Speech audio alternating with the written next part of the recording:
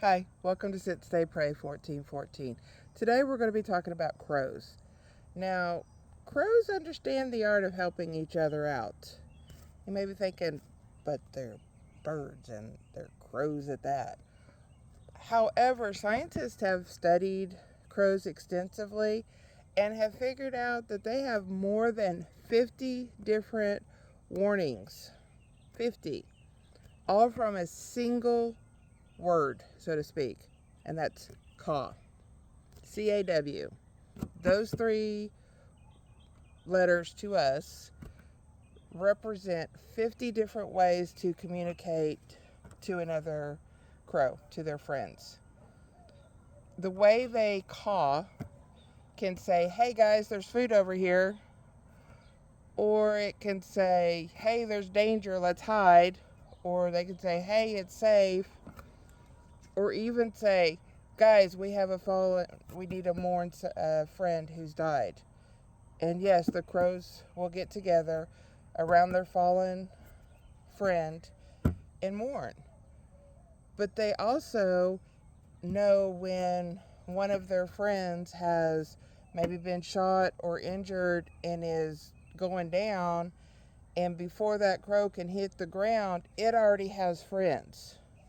So before it hits rock bottom, it already has friends there because it has called out for it. The only enemy that a crow has, truly, is an owl.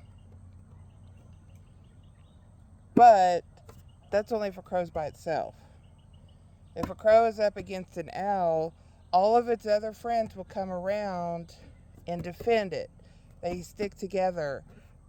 And how they do that is they do kind of bully the owl. They'll get around it, and if need be, crows will come in from behind and attack the owl. Now, you may be thinking, well, why are we talking about crows? How does that relate to me? Crows have figured out that there is strength in numbers. But the same is true for us. If you're hurting, do you really want to go through it alone? No, you don't. You want friends around you, or at least one solid friend. You want somebody there with you as you go through whatever you're going through. But how do you get that friend? Well, you start by taking a small step. You reach out to somebody. Maybe it's an acquaintance, somebody you go to church with, somebody you just remember from high school or whatever. Just go out and just have general chit chat. And the more you get to know them, the more comfortable you're going to feel around them.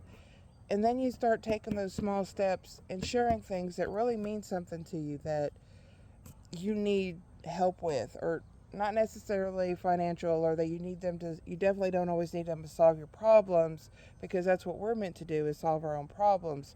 But it doesn't mean you can't get help along the way. You can't help get guidance. You can't get that companionship, that friendship to help you as you go along. But remember that it goes both ways. If you're reaching out to somebody, you need to make sure you're there for them when they reach out to you. So, Ecclesiastes 4:12 says, "A person standing alone can be attacked and defeated, but two can stand back to back and conquer. Three are even better, for a triple braided cord is not easily broken." So, remember that. You don't have to do things alone. You're not meant to be alone. So today, ask God to show you someone who needs your help. Maybe a kind word, a listening ear, a friend, to go grab coffee with or tea. But also, that means if you know what it feels like to have someone say they care about you, but they don't ever reach out when they know you're going through some stuff, don't be that friend to someone else. If you know someone's going through something, reach out to them and just say, hey, just wanted to see how you're doing. You don't have to try to solve their problem. Sometimes they just need to know someone cares.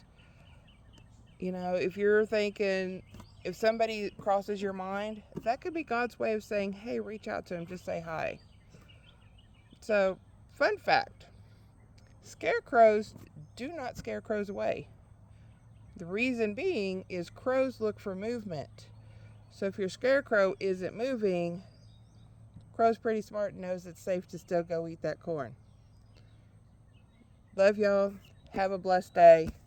Reach out to someone. Be a crow.